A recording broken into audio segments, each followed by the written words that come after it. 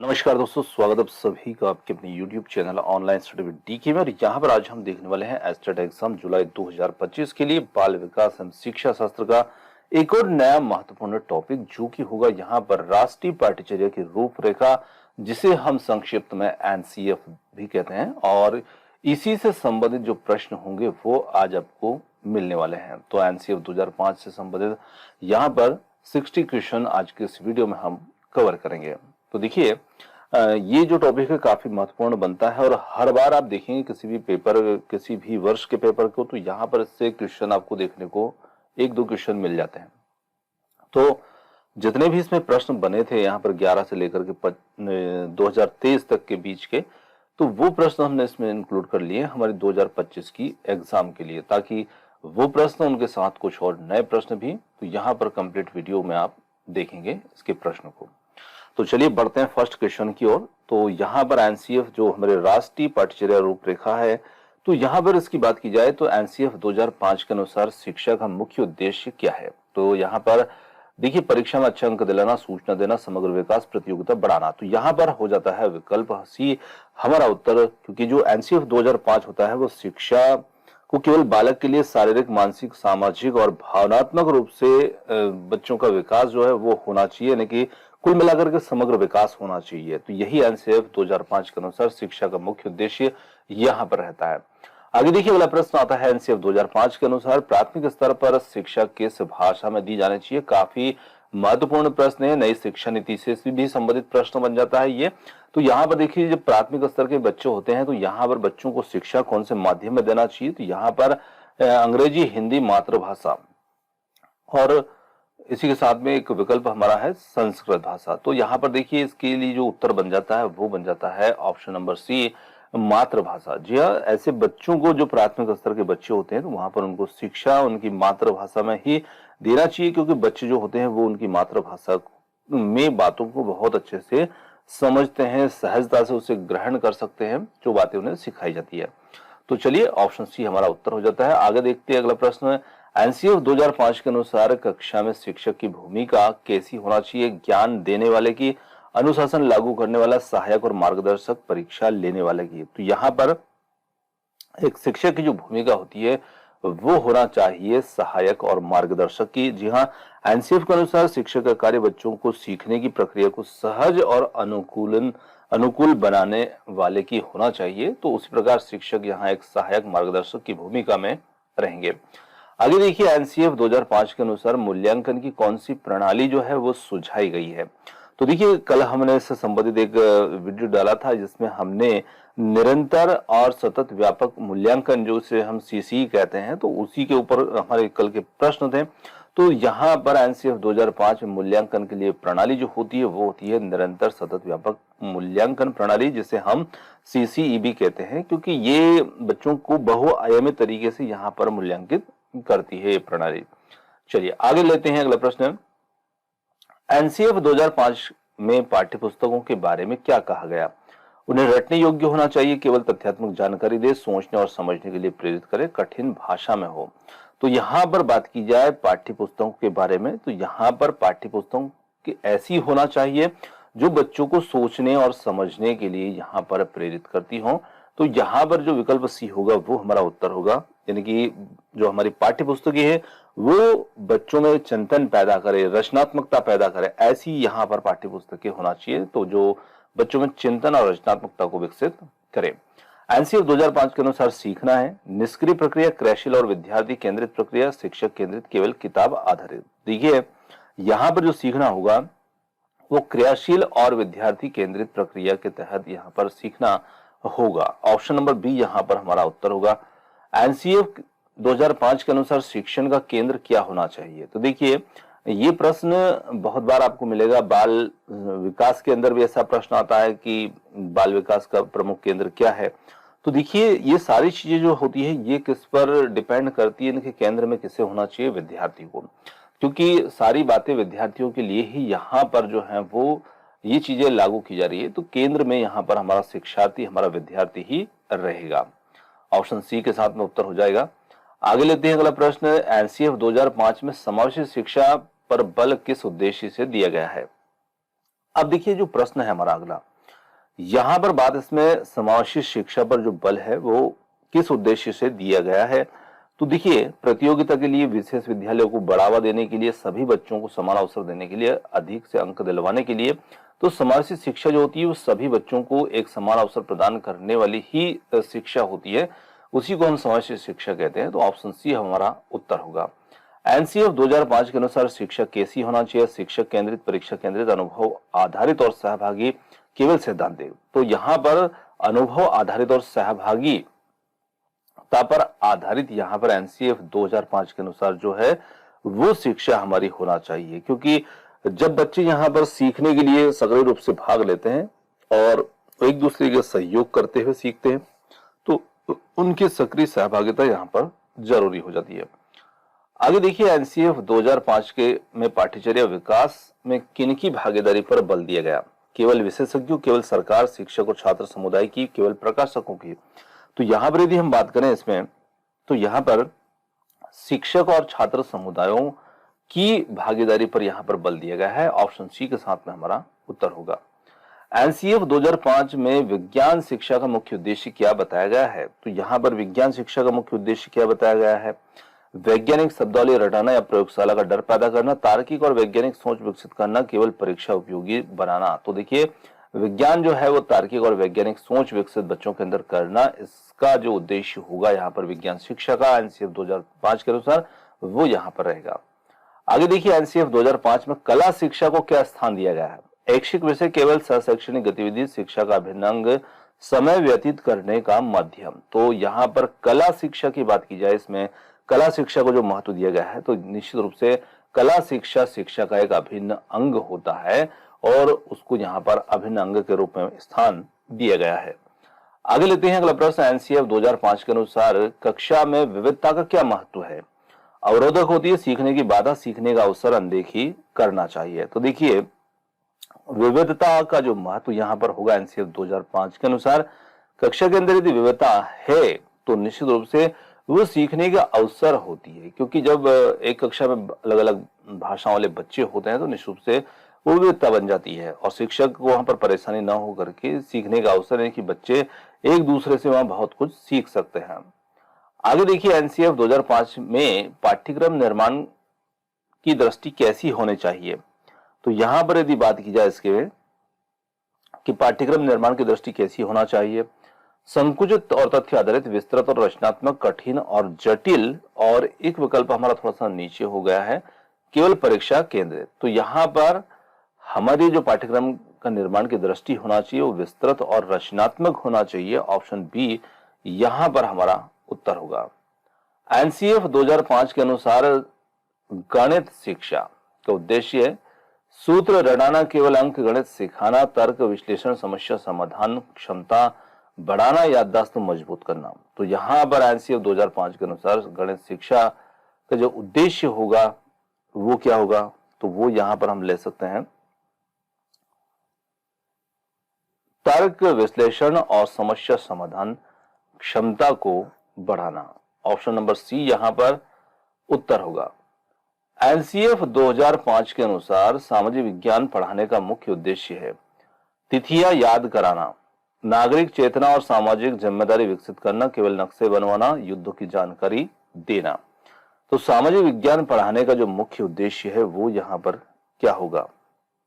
तो इसमें नागरिक चेतना और सामाजिक जिम्मेदारी विकसित करना, ये हमारा यहां पर उत्तर हो जाता है। आगे लेते हैं अगला प्रश्न। एनसीएफ 2005 में सीखना कैसे पर क्यों बल दिया गया है? किताबें कम पढ़नी पड़े, छात्र स्वतंत्र रूप से ज्ञान अर्जित कर सके, शिक्षक की भूमिका खत्म हो जाए, केवल रटंत विद्या का विकास हो। तो देखिए, सीखना कैसे सीखें, तो यहां पर सीखना कैसे सीखें पर जो बल दिया गया है तो वो यहां पर निश्चित रूप से दिया गया है कि छात्र जो होता है वो स्वतंत्र रूप से ज्ञान अर्जित कर सके, यानी कि ऑप्शन बी हमारा यहां पर उत्तर होगा। एनसीएफ 2005 में शिक्षक प्रशिक्षण का उद्देश्य क्या होना चाहिए? शिक्षक को आदेश देना, शिक्षक की सैलरी बढ़ाना, या शिक्षकों पर क्षमता और दृष्टिकोण का विकास, या फिर आगे एक और विकल्प है हमारा केवल तकनीकी ज्ञान देना। तो देखिए एनसीएफ 2005 में शिक्षक प्रशिक्षण का जो उद्देश्य होना चाहिए वो होना चाहिए शिक्षकों की क्षमता और दृष्टिकोण का विकास। ऑप्शन नंबर सी यहां पर हमारा उत्तर। एनसीएफ 2005 में शिक्षा को किससे जोड़ा गया है? परीक्षा प्रणाली, नौकरी, जीवन, पाठ्यक्रम। तो देखिए एनसीएफ 2005 में जो शिक्षा है उसको जोड़ा गया है जीवन से, तो यहां पर ऑप्शन सी बनेगा उत्तर। एनसीएफ 2005 में कौन सी शिक्षण प्रक्रिया को प्रोत्साहित किया गया है? एक तरफा व्याख्यान, बाल सहभागिता आधारित शिक्षण, अनुशासनात्मक शिक्षण, डंडे से पढ़ाई। तो यहां पर उत्तर बन जाता है बाल सहभागिता आधारित शिक्षण, क्योंकि यहां पर बच्चे एक सामूहिक रूप से सहभागिता के साथ में सक्रिय रूप से यहां पर शिक्षण बच्चे जो है वो प्राप्त करेंगे। आगे लेते हैं एनसीएफ के अनुसार शिक्षा किस प्रकार की होना चाहिए? प्रतियोगी, मूल्य आधारित, केवल सूचना प्रधान या डर पैदा करने वाले। तो यहां पर हम कह सकते हैं कि वो होना चाहिए मूल्य आधारित। ऑप्शन बी हमारा उत्तर। एनसीएफ 2005 में अधिगम को क्या माना गया है? बाहरी प्रक्रिया, आंतरिक और सक्रिय प्रक्रिया, कठिन और तनावपूर्ण प्रक्रिया, केवल शिक्षक पर आधारित प्रक्रिया। तो यहां पर एनसीएफ 2005 में अधिगम जो है उसको माना गया है एक आंतरिक और सक्रिय प्रक्रिया। ऑप्शन नंबर बी यहां पर उत्तर होगा। एनसीएफ 2005 में प्राथमिक शिक्षा के लिए पाठ्यचर्या कैसी होना चाहिए? कठिन और रटने योग्य या फिर लचीली, स्थानीय, राष्ट्रीय और एक जैसी, या सिर्फ परीक्षा केंद्रित। तो यहां पर हम कह सकते हैं कि ये लचीली और स्थानीय होना चाहिए। इसी के साथ में ऑप्शन बी बन जाएगा उत्तर। एनसीएफ 2005 के अनुसार बच्चा सीखता है सजा से, अनुशासन से, अनुभव और खोज से, रटने से।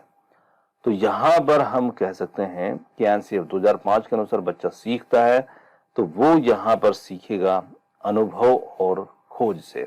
ऑप्शन नंबर सी हमारा उत्तर। एनसीएफ 2005 में शिक्षा का लोकतांत्रिक दृष्टिकोण क्या दर्शाता है? केवल बुद्धिमान बच्चों पर ध्यान, सभी को समान अवसर, छात्रों को चुप कराना, अभिभावकों को बाहर रखना।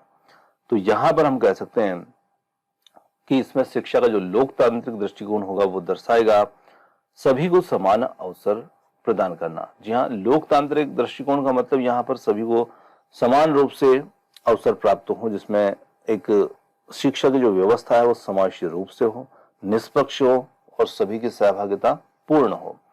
तो सभी को समान अवसर यहाँ पर उत्तर होगा। एनसीएफ 2005 के अनुसार विद्यालय शिक्षा का उद्देश्य क्या है? अंक लाना, प्रतियोगिता जीतना, जीवन के लिए तैयार करना। तो देखिए यहाँ पर जो उत्तर होगा वो तो हमारा हो जाएगा जीवन के लिए तैयार करना। आप चौथा विकल्प भी इसमें देख सकते हैं, पुरस्कार जीतना। तो ये हमारा उत्तर नहीं होगा।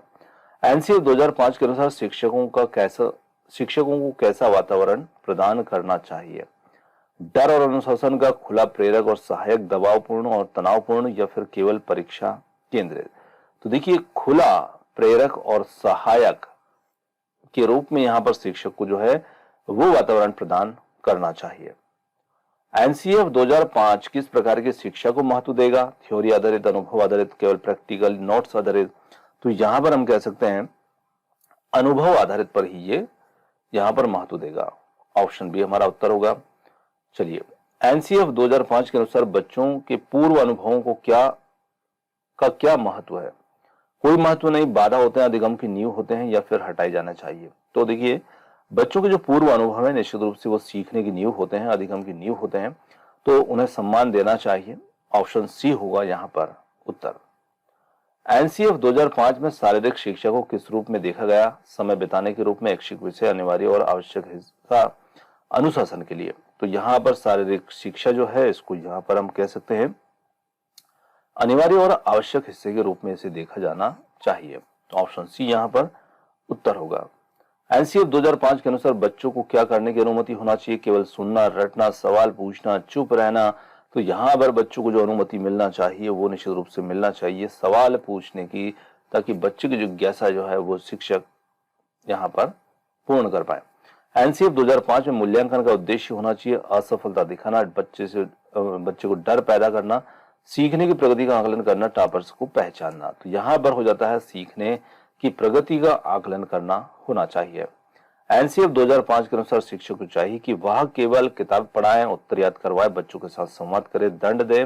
तो शिक्षक को चाहिए कि वह बच्चों के साथ में संवाद करे, क्योंकि शिक्षक जितने बच्चों के साथ में संवाद करेंगे बच्चे उनके सामने उतने ही यहाँ पर खुले रूप में रहेंगे। एनसीएफ 2005 के अनुसार बाल केंद्रित शिक्षा का तात्पर्य है शिक्षक बोले बच्चा सुने, बच्चे की जरूरत पर आधारित शिक्षण, परीक्षा को ध्यान में रखकर पढ़ाना, माता पिता पर निर्भरता। तो देखिए एनसीएफ 2005 के अनुसार जो बाल केंद्रित शिक्षा का जो तात्पर्य यहाँ पर बनता है वो बनता है बच्चे की जरूरतों पर आधारित शिक्षण, बच्चे को जिस प्रकार की शिक्षण की यहाँ पर आवश्यकता हो उसके हिसाब से बच्चे शिक्षक शिक्षण करवाए। एनसीएफ 2005 के अनुसार शिक्षा में खेलों का क्या महत्व है, समय व्यतीत करने के लिए, शरीर को थकाने के लिए, मानसिक और सामाजिक विकास के लिए, पढ़ाई से ध्यान हटाने के लिए। तो यहाँ पर जो खेलों का महत्व होगा वो निश्चित रूप से रहेगा मानसिक और सामाजिक विकास के लिए खेल जो होते हैं वो जरूरी होते हैं और यही इनका महत्व रहता है। तो चलिए ऑप्शन सी यहां पर हमारा उत्तर होगा।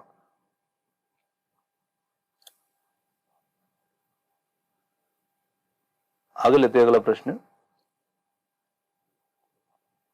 एनसीएफ 2005 के अनुसार ज्ञान का निर्माण कौन करता है, शिक्षक, किताब, स्वयं, विद्यार्थी या फिर माता पिता। तो देखिए ज्ञान का निर्माण जो होता है वो यहां पर करते हैं बच्चे जो होते हैं, स्वयं विद्यार्थी ही करते हैं। तो ऑप्शन सी हमारा यहां पर उत्तर होगा। चलिए एनसीएफ 2005 में सांस्कृतिक विविधता को किस रूप में देखा गया, बाधा, बोझ, अवसर या हानि। तो हम इस पर बात कर चुके हैं, ये एक अवसर के रूप में से देखा गया है। एनसीएफ 2005 में लोक ज्ञान को कैसे महत्व दिया गया, अवैज्ञानिक मानकर खारिज कर दिया गया, पाठ्यक्रम से हटाया गया, ज्ञान का एक महत्वपूर्ण स्रोत माना गया, फिर मजाक समझा गया। तो यहां पर जो लोक ज्ञान है, जो लोक ज्ञान का मतलब लोकल नॉलेज जो होगा उसे तो निश्चित रूप से वो भी यहां पर बच्चों के लिए एक महत्वपूर्ण स्रोत है और बच्चे उससे भी यहां पर सीख सकते हैं। तो ऑप्शन सी ज्ञान का एक महत्वपूर्ण स्रोत इसे माना गया है। एनसीएफ के 2005 के अनुसार बच्चे कैसे सीखते हैं, जब शिक्षक जोर दे, जब डांट लगे, जब उन्हें आनंद आए, जब रटाया जाए। तो जब उन्हें आनंद आएगा निश्चित रूप से वो सीखने के लिए यहां पर प्रेरित रहेंगे। तो ऑप्शन सी यहां पर हमारा उत्तर होगा। एनसीएफ 2005 किस प्रकार की कक्षा व्यवस्था का समर्थन करता है, पंक्तिबद्ध, मौन कक्षा, भागीदारी और समूह कार्य आधारित, केवल बोर्ड और चाक, अनुशासन प्रधान। तो यहां पर हम कह सकते हैं भागीदारी और समूह कार्य आधारित शिक्षा। यहां पर उत्तर होगा। एनसीएफ 2005 में भाषा का प्रमुख उद्देश्य क्या बताया गया है, व्याकरण सिखाना, उत्तर रटवाना, संवाद कौशल और अभिव्यक्ति का विकास या कठिन शब्दों की सूची याद करना। तो देखिए भाषा शिक्षा जो होती है वो निश्चित रूप से हम कह सकते हैं कि उसका जो उद्देश्य रहता है वो संचार, अभिव्यक्ति, हमारी भावनाओं की अभिव्यक्ति, इन सभी को बढ़ाने के लिए, इनको विकसित करने के लिए ही भाषा शिक्षण किया जाता है। तो निश्चित रूप से संवाद कौशल और अभिव्यक्ति का विकास ही इसमें महत्वपूर्ण रहेगा। एनसीएफ 2005 के अनुसार बाल केंद्रित शिक्षा में कौन मुख्य भूमिका निभाता है, शिक्षक, प्रधानाचार्य, विद्यार्थी या पाठ्यपुस्तक। तो यहां पर बाल केंद्रित शिक्षा में मुख्य भूमिका विद्यार्थी रहेगा, बालक रहेगा, उसी की सक्रिय भागीदारी यहां पर होना जरूरी है। एनसीएफ 2005 के अनुसार शिक्षक का मुख्य कार्य क्या है, ज्ञान देना, बच्चों को चुप कराना, अधिगम की सुविधा प्रदान करना, अनुशासन बनाए रखना। तो यहां पर हम कह सकते हैं अधिगम की सुविधा प्रदान करना, ये एक शिक्षक का मुख्य कार्य यहां पर रहता है। एनसीएफ 2005 में मूल्यांकन को किस रूप में देखा गया है, भाई का माध्यम, रैंकिंग देने का तरीका, सीखने का सतत भाग या फिर यहां पर होगा परीक्षा पास करने का तरीका। तो देखिए यहां पर एनसीएफ 2005 में मूल्यांकन को जिस रूप में देखा गया है वो सीखने का सतत भाग यहां पर रहेगा, क्योंकि सतत मूल्यांकन जो है इसी नाम से यहां पर जाना जाता है और ये सीखने का एक हिस्सा भी होता है। तो बच्चों की प्रगति यहां पर मूल्यांकित की जाती है। तो ऑप्शन सी यहां पर हमारा उत्तर होगा। एनसीएफ 2005 के अनुसार शिक्षा को किससे जोड़ा जाना चाहिए, केवल पुस्तक, पाठ्यक्रम, जीवन और परिवेश से, रटंत प्रणाली से। तो जीवन और परिवेश जो रहेगा इससे जोड़ा जाना चाहिए शिक्षकों। और आप देखते हैं पर्यावरण और अन्य पाठ्य पुस्तकों के अंदर ऐसे ही पाठ्यक्रम जो है बच्चों की पुस्तकों में देखने को मिलेंगे जो उनके जीवन और परिवेश से जुड़े होते हैं। तो ये पाठ्यचर्या हमारी जो है वो इसी पर लागू है। एनसीएफ 2005 के अनुसार प्रोजेक्ट आधारित शिक्षण का उद्देश्य बच्चों को व्यस्त रखना, समय व्यतीत करना, व्यवहारिक अनुभव प्रदान करना, शिक्षक को सुविधा देना। तो यहां पर हम कह सकते हैं प्रोजेक्ट आधारित शिक्षण का जो उद्देश्य होगा वो यहां पर क्या रहेगा, तो व्यवहारिक अनुभव प्रदान करना, ये हमारा उत्तर होगा। आगे लेते हैं अगला प्रश्न। एनसीएफ 2005 किस प्रकार की शिक्षा प्रणाली को नकारता है? खोज आधारित, रचनात्मक, रटंत या फिर समावेशी? तो यहां पर हम कह सकते हैं नकारने की बात यहां पर की होगी, तो रटंत प्रणाली जो है वो यहां पर नहीं चलेगी एनसीएफ 2005 के अनुसार। मतलब ये इसमें नहीं होना चाहिए, रटने पर बल ना दे करके जो सक्रिय रूप से सीखने समझने पर बल यहां पर होना चाहिए।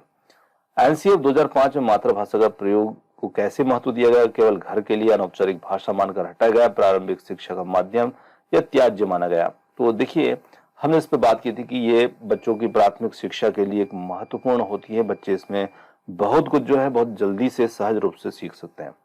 तो प्रारंभिक शिक्षा का माध्यम माना गया है मातृभाषा को। चलिए आगे लेते हैं। एनसीएफ 2005 में पाठ्यपुस्तक को कैसे देखते हैं? अधिगम अंतिम ज्ञान स्रोत, अधिगम का एक साधन है, परीक्षा का आधार है, रटने का माध्यम है? तो निश्चित रूप से पाठ्यपुस्तक जो होती है वो अधिगम का एक साधन होती है। तो यहां पर अधिगम का साधन हमारा उत्तर होगा। एनसीएफ 2005 के अनुसार कक्षा में विविधता का अर्थ अलग अलग बच्चों को अलग अलग बैठाना, विभिन्न पृष्ठभूमि, क्षमता और भाषाओं के बच्चों की उपस्थिति और बच्चों में दूरी बनाए रखना, या फिर हम कह सकते हैं प्रतियोगिता कराना। तो देखिए विविधता का जो अर्थ होता है, हमारी जो कक्षा है उसमें विभिन्न पृष्ठभूमि, क्षमताओं और भाषाओं के बच्चों की उपस्थिति होगी, तो वो विविधता होगी और वो कक्षा के लिए एक अवसर का कार्य भी करेगी। आगे देखिए एनसीएफ 2005 के अनुसार शिक्षक की भाषा कैसी होना चाहिए? कठिन और औपचारिक, डांटने वाली, संवादात्मक और सरल, अंग्रेजी में ही हो। तो शिक्षक की जो भाषा है निश्चित रूप से वो एक संवादात्मक रूप से और सरल रूप में होना चाहिए, ताकि बच्चे उसको आसानी से यहाँ पर सीख पाए, समझ पाए। एनसीएफ 2005 के अनुसार सीखने का सबसे अच्छा तरीका क्या है? व्याख्यान, अनुकरण, सहभागिता और अनुभव, या फिर है अगला सजा? तो देखिए सजा को तो हम यहां पर लेंगे ही नहीं, सहभागिता और अनुभव जो है ये हमारे लिए काफी महत्वपूर्ण है, क्योंकि सीखने का सबसे अच्छा तरीका वही है। जैसे मान लीजिए आपके कोई ज्ञान है आपके पास है और आप उसे दूसरों के साथ शेयर करते हैं, उसे समझाते हैं, अपने अनुभव को उसको देते हैं, तो निश्चित रूप से वो भी आपसे बहुत आसानी से उन चीजों को सीख लेता है। तो एनसीएफ 2005 के अनुसार कक्षा में बालक की भूमिका क्या होनी चाहिए? निष्क्रिय, केवल श्रोता, सक्रिय सहभागी या डर के अधीन? तो यहाँ पर सक्रिय सहभागिता के रूप में उसकी भूमिका होना चाहिए। एनसीएफ 2005 में सीखने का अधिकार का क्या अर्थ है? केवल स्कूल जाने का अधिकार, अच्छे अंक लाने का अधिकार, रुचिपूर्ण भेदभाव रहित शिक्षा पाने का अधिकार, कंप्यूटर सीखने का अधिकार? तो यहां पर हम कह सकते हैं सीखने का जो अधिकार होगा वो होगा रुचिपूर्वक भेदभाव रहित शिक्षा पाने का अधिकार। ऑप्शन सी के साथ में हमारा यहां पर उत्तर होगा। एनसीएफ 2005 किसे शिक्षा का केंद्र मानता है? स्कूल, शिक्षक, पाठ्यपुस्तक, विद्यार्थी? तो इस पर हम कई बार बात कर चुके हैं। शिक्षा का केंद्र होगा वो होगा विद्यार्थी और उसी को माना जाएगा। चलिए अगला प्रश्न लेते हैं। एनसीएफ 2005 में समावेशी का अर्थ, इसके ऊपर भी हम बात कर चुके हैं। सभी बच्चों को साथ समान अवसर प्रदान करना, सभी बच्चों को एक साथ शिक्षा देना, यही समावेशी शिक्षा का अर्थ होगा। आगे देखिए एनसीएफ 2005 के अनुसार पाठ्यक्रम में क्या शामिल होना चाहिए? केवल अकादमिक ज्ञान, संस्कार और नैतिक मूल्य, मनोरंजन सामग्री, केवल परीक्षा सामग्री? तो निश्चित रूप से हमारा जो पाठ्यक्रम है उस पाठ्यक्रम में संस्कार और नैतिक मूल्य भी इसमें यहाँ पर शामिल होना चाहिए। तो ऑप्शन नंबर बी हमारा यहाँ पर उत्तर होगा। एनसीएफ 2005 के अनुसार कक्षा में शिक्षक का कार्य कैसा होना चाहिए? आदेश देना, डांटना, सहायक और प्रेरक का एक तरफा व्याख्यान? तो यहाँ पर एक शिक्षक की भूमिका, एक शिक्षक का कार्य सहायक और प्रेरक के रूप में होना चाहिए। एनसीएफ 2005 के अनुसार बच्चों के हित में कैसी गतिविधियां होना चाहिए? एक जैसी, डराने वाली, उनकी रुचि पर आधारित, कठिन और भारी? तो यहां पर हम कह सकते हैं कि एनसीएफ 2005 के अनुसार बच्चों के हित में जो गतिविधियां होना चाहिए वो उनकी रुचि पर आधारित यहां पर होना चाहिए। आगे लेते हैं एनसीएफ 2005 में ज्ञान निर्माण पर बल क्यों दिया गया? ताकि बच्चे किताब ना पढ़े, ताकि परीक्षा में फेल ना हो, ताकि बच्चा खुद से सोच सके, अर्थ निकाल सके, ताकि शिक्षक का काम यहाँ पर कम हो। देखिए, ज्ञान निर्माण पर जो बल देने की वजह है वो है ताकि बच्चा खुद से सोच सके, अर्थ निकाल सके। यही इसी कारण से इस पर बल दिया गया है। तो दोस्तों, यहाँ पर आज के जो हमने 60 क्वेश्चन लिए थे वो क्वेश्चन होते हैं समाप्त। क्वेश्चन आपको कैसे लगे कमेंट्स करके जरूर बताइएगा। वीडियो पसंद आया तो वीडियो को लाइक, शेयर, चैनल को सब्सक्राइब करना मत भूलिएगा। आपने जो समय दिया उसके लिए बहुत बहुत धन्यवाद। Thanks for watching. मिलते हैं जल्द ही एक और नए किसी वीडियो के साथ। धन्यवाद।